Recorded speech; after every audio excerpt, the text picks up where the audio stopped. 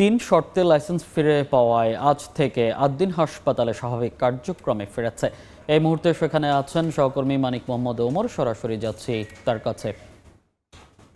ওমর, এই মুহূর্তে আমি আছি রাজধানীর আদ্দিন হাসপাতালে। এই জায়গাটায় সকাল থেকেই রোগীদেরকে আমরা আসতে দেখেছি, যদিও রোগীর সংখ্যা কিছুটা কম। কর্তৃপক্ষ যেটা বলছে যে বেলা বাড়ার সঙ্গে সঙ্গে রোগীর সংখ্যা বাড়বে, এবং একই সঙ্গে অনেকেই জানে না যে আজকে থেকেই এই হাসপাতালটি তাদের কার্যক্রম শুরু করেছে। কার্যক্রম পুরোদমে শুরু করলেও রোগীর সংখ্যা কম থাকলেও তারা সেটা নিয়ে চিন্তা করছেন না। তারা জানেন যে তারা যেটা আমাদেরকে জানিয়েছেন যে তাদের রোগীর সংখ্যা বেলা বাড়ার সঙ্গে সঙ্গে বাড়তে থাকবে, এবং আমরা সেটা দেখতে পেয়েছি। ভোরবেলা আমরা যখন এসেছি তখন থেকে আমরা দেখতে পেয়েছিলাম যে একজন একজন করে রোগীর সংখ্যা আসছে, এবং পরবর্তীতে এখন যখনই বেলা বাড়ছে তখনই আমরা রোগীর সংখ্যা বাড়তে দেখেছি।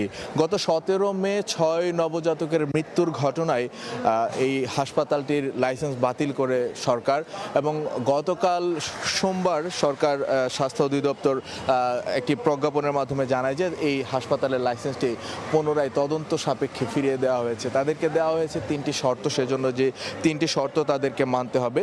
The medical licence, the medical practice and private clinics and laboratories অধ্যাদেশ 1982 এর নির্দেশনা প্রতিপালন, লাইসেন্সের শর্ত অনুযায়ী ডিউটি ডাক্তার ও নার্স নিয়োগের প্রক্রিয়া দ্রুত সম্পন্ন করা, এবং কর্তৃপক্ষ যে কোনো শর্ত পালনে ব্যর্থ হলে এই লাইসেন্সটি আবারও বাতিল করবে। এইরকম 3টি শর্ত দিয়ে সরকার আবারও সেই লাইসেন্সটি তাদেরকে ফিরিয়ে দিয়েছে।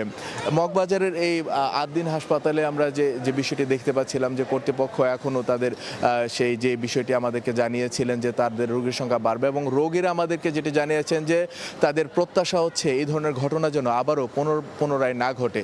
এই ছিল মগবাজার থেকে আমার কাছে সবশেষ। সরাসরি যুক্ত ছিলাম আদ্দিন হাসপাতাল থেকে।